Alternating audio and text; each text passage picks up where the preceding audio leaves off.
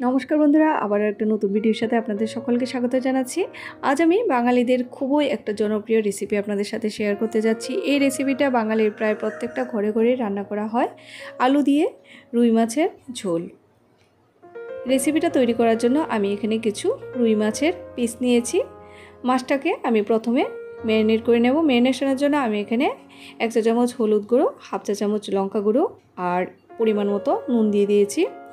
এগুলো দিয়ে মাছটাতে খুব ভালো করে মাখিয়ে নিতে হবে। মাছটাতে নুন হলুদ মাখানো হয়ে গেছে। এখানে আমি দুটো আলু নিয়েছি, আলুটাকে প্রথমে সিদ্ধ করে নিয়েছি। আলুটাতেও আমি নুন হলুদ মাখিয়ে নেব। রান্নার জন্য কড়াইতে সর্ষের তেল দিয়ে দিয়েছি। তেলটাকে ভালো করে গরম করে নিয়ে প্রথমে মাছগুলো ভেজে নিতে হবে। এক এক করে আমি মাছের পিসগুলো দিয়ে দিচ্ছি।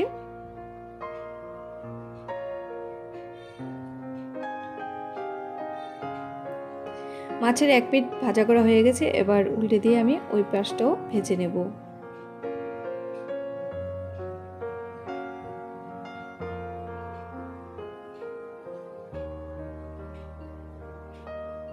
মাছের পিসগুলো আমার ভাজা করা হয়ে গেছে, এবার ওই তেলের মধ্যে আমি নুন হলুদ মাখানো আলুটাও ভেজে নেব।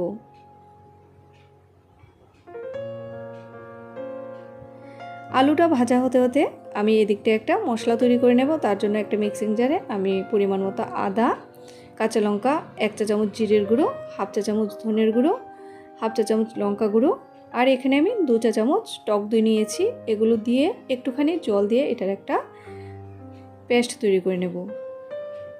এই যে দেখুন, মশলা আমার রেডি করা হয়ে গেছে আর এদিকটা আলুটাও কিন্তু ভাজা করা হয়ে গেছে। আলুটা নামিয়ে ওই কড়াইতে আমি আরেকটুখানি সর্ষে তেল দিয়ে দিয়েছি। এবার ফোড়নের জন্য দিচ্ছি 5 ফোড়ন, তার সাথে একটা তেজপাতা দিয়ে দিয়েছি।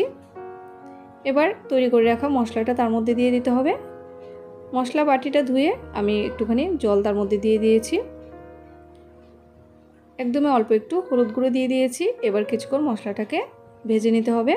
এই যে দেখুন, মশলাটা কিন্তু মোটামুটি ভাজা করা হয়ে গেছে। এবার একটু কালারের জন্য আমি এখানে কাশ্মীরি লঙ্কা গুঁড়ো দিয়েছি। আপনারা চাইলে এটা না দিয়েও রান্নাটাও করতে পারেন। এবার ভেজে রাখা আলুটা দিয়ে দিতে হবে। আলুগুলো দিয়ে আবারও মশলাটার সাথে ভালো করে মিশিয়ে নিতে হবে। এবার জল দিয়ে দিতে হবে। ঝোলটা একটু পাতলাই হবে, স্বাদ বুঝে দেখতে হবে। যদি মনে হয় যে নুন দিতে হবে, একটুখানি নুন দিয়ে দিতে হবে। ঝোলটা দেওয়ার পর যখন ফুটে উঠবে, এবার আগে থেকে ভেজে রাখা মাছের পিসগুলো তার মধ্যে দিয়ে দিতে হবে। মাছের পিসগুলো দিয়ে ভালো করে ঝোলটার সাথে মিশিয়ে নিয়ে আরও 2 থেকে 3 মিনিটের মতো এটাকে আমি ফুটিয়ে নেব। এবার নামানোর আগে উপর থেকে গরম মশলা গুঁড়ো ছড়িয়ে নামিয়ে নেব। আপনারা চাইলে গরম মশলা বেটেও দিতে পারেন। রেসিপিটা আপনারা অবশ্যই বাড়িতে একবার ট্রাই করে দেখবেন। ভালো লাগলে আমাকে অবশ্যই কমেন্টস করে জানাবেন।